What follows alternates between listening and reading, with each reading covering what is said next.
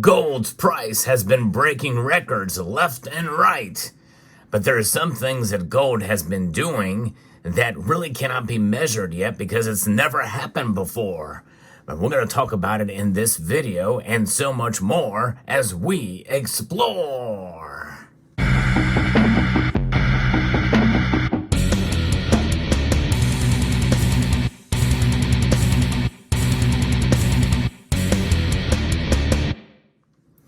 It has been a fascinating ride for gold's price to rise as much as it has, breaking all-time highs measured in nominal dollars.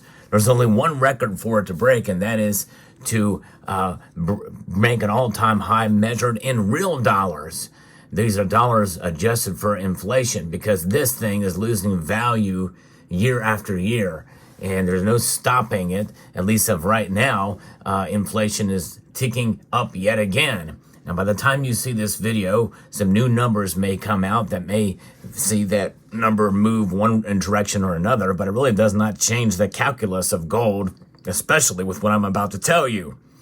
Gold is a metal that most nations around the world understand they need to have it, and they've been accumulating it in record numbers, especially the central banks. But it's not just the central banks. Based off of what I'm going to be reporting to you now from Kitco, gold has suffered these significant losses as speculative investors focus on the Federal Reserve delaying its easing cycle until after the summer or even after the 2024 U.S. elections. As a possibility, some think that they may not lower rates at all this year, which means that gold very well could fall a bit more, but it's not going to fall by a whole lot. Even though prices have room to move lower in the near term, one research firm noted that fundamental demand from Chinese and other Asian investors remains strong and should continue to support higher prices through 2024. And I agree with that analysis. Gold demand in China has been so strong that retail investors have been paying an elevated premium since late 2023. The price premium for gold traded at the Shanghai Gold Exchange has traded consistently around $40 above the gold benchmark established by the London Bullion Market Association through the early part of 2024. In a recent research report, analysts at Metals Focus noted that historically, Asian investors have sold into rising gold prices. That's right. When the prices rise, especially in record numbers like they've seen, you would think that they would sell their gold. But no, that is not what's happening. This is different, as demand for physical bullion has remained strong as prices pushed to record highs above $2,400 an ounce. I've not seen this before. This is pretty amazing. Although sharp price gains have weighed on jewelry consumption, bullish price expectations and a lack of alternative investment options in some countries have, in fact, helped boost demand for bars and coins and have limited the scale of profit-taking in Asia and the Middle East. The analyst said in a recent report, even with a further decline in Western retail investment, global sales of small bars and coins are still expected to edge slightly higher in 2024. Metals Focus said it expects to see healthy gold demand in China this year, which comes on top of a 28% increase in 2023. Now, you notice this is not the World Gold Council given this report as Metals Focus, but people have been kind of bashing Metals Focus for some of the reporting with the Silver Institute. So take it as a grain of salt. We don't know, but I will tell you that I have checked other sources, and those other sources do imply that there's been strong demand. And we know really that is the case. It really has been in China, but it has just really been stepped up here. And I think that is what is propping up gold's prices. So even though we've seen a dip of gold's price, it has been limited. In fact, I think that as we move through the summer, if we continue to see, quote, good news for the dollar and bad news for precious metals, silver is probably going to suffer a bit more than gold, which means that we could see 90 plus gold to silver ratio. That is something that is quite possible, which means that we should expect high gold prices. I'm talking about above $2,200 through the summer. Maybe a little bit less than that, but I kind of doubt we're going to see a whole lot less. Now, a significant factor behind Chinese gold demand is that investors have very few options to protect their wealth as economic uncertainty rises. And that is something that is a new point to take into account here, to where their calculus is limited as to what they can do. So they're moving to gold. Certainly the real estate market is not somewhere that they can go. It's worth noting that in 2023, total area and sales of commercial housing sold was down 8.5% and 6.5% respectively year over year. And in equity markets, the Shanghai Composite Index and Shenzhen Component Index were under pressure for much of last year, while the recent rebound seems to have stalled, according to Metals Focus. All of this is benefiting gold's appeal as a safe haven and portfolio diversifier among investors. And yes, so it does make sense to see that's going on specifically with gold.